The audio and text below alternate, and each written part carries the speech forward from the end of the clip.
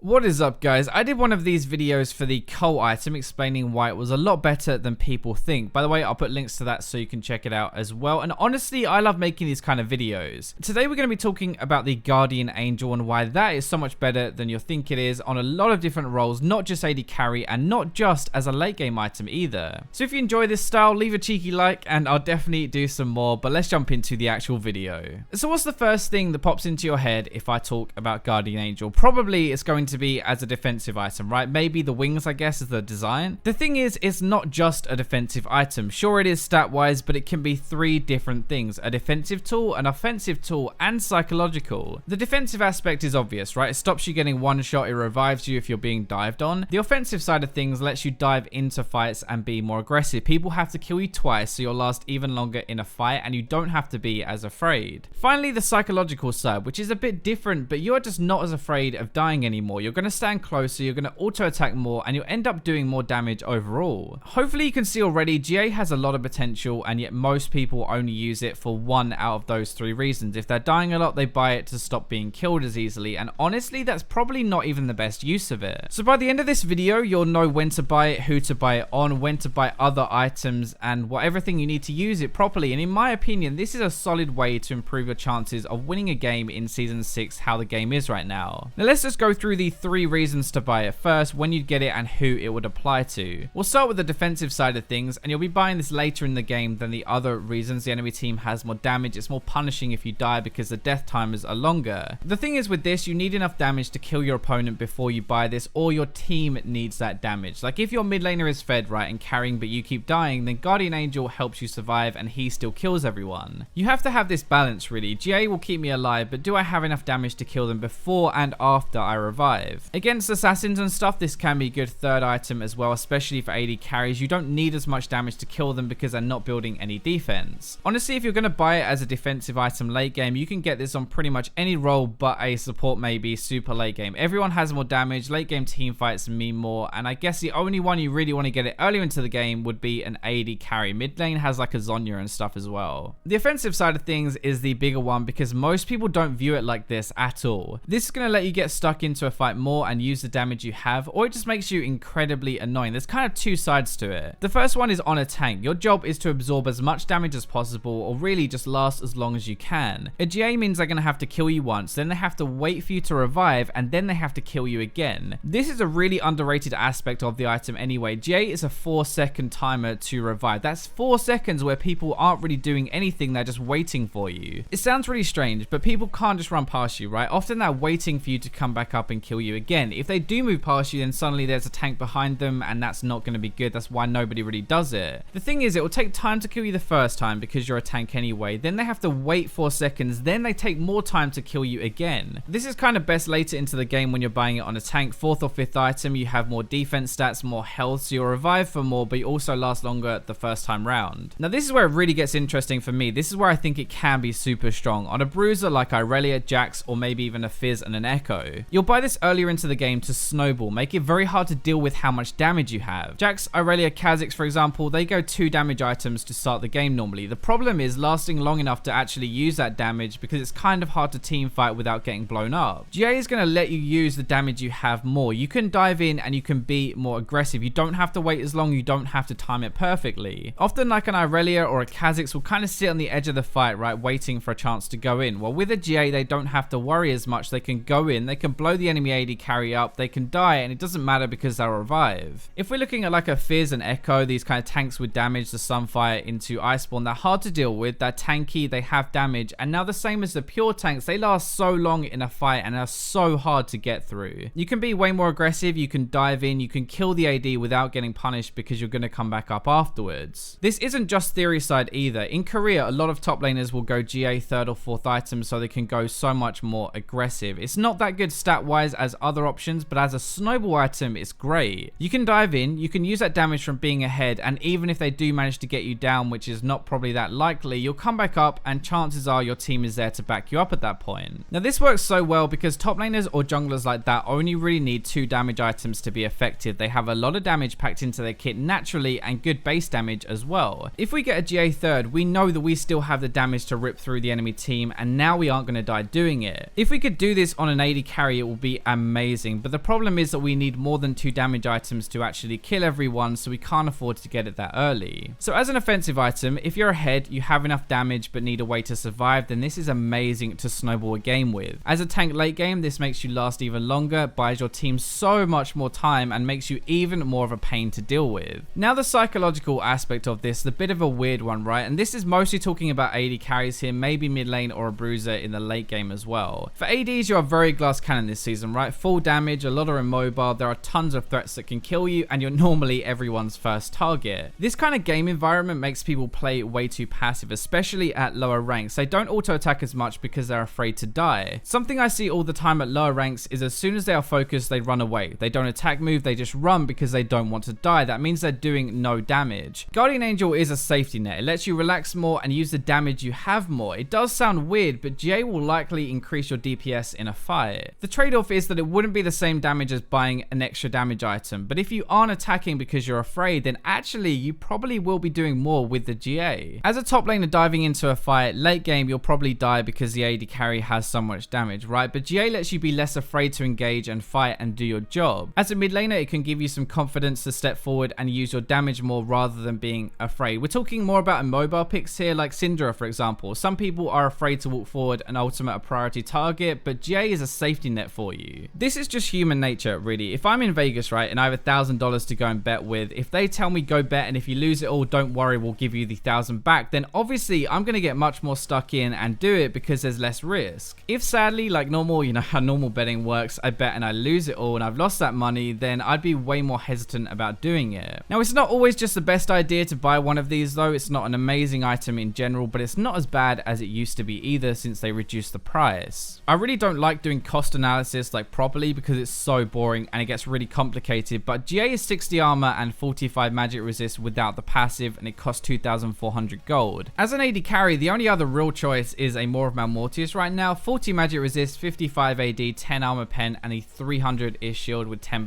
lifesteal, but that costs 3,250 gold. On a tank, a Randuin's would be 60 armor, 500 health, and all that passive extra stuff too. The crit and attack speed reductions and the slow costing 2,900. Spirit Visage is like the magic resist item right now. That'll be 500 health, 55 MR, and then the health regen, CDR, and passive healing for 2,800 gold. So without the passives on these items, the pure gold stat value wise, I pulled from the wiki just to make it easy and simple. By the way, Visage seems really broken on here because of the health regen, which isn't actually as useful in practical terms, but yeah, it's still a dumb item. It's still really good. GA has this rep for being a terrible in-slot item that's useless when it's on cooldown. It's kind of what I thought as well, honestly, before doing some more research, because that's always how it's been. Actually, now though, even without the passive, it's not that bad. It's about average stat-wise, right? It's just that the passive disappears for 5 minutes after it's used and there's no health on it. Visage, for example, is good because health helps against all sources, AD or AP. So against AD, you have some health. Against AP, you have health and magic resist. The good thing though that makes it stand out, obviously the revive. It was also cheaper. It helps you snowball more. It's more effective with the passive, and as we said before, it can let you go more aggressive. Plus, it distracts their damage dealers for even longer than a normal item would. The difference with Guardian Angel, the stuff that makes it good, is 1, it's cheaper, right? 2, it has a revive. It helps you snowball more. It's more effective with the passive, as we said before. You can go more aggressive, and also it distracts the damage dealers for a longer time than if you just got a Visage. You'll actually last longer in a fight. So hopefully that kind of explains why Guardian Angel is much better than you probably thought it was. Remember to like, subscribe, comment, and share, but for now, let's go to the robots.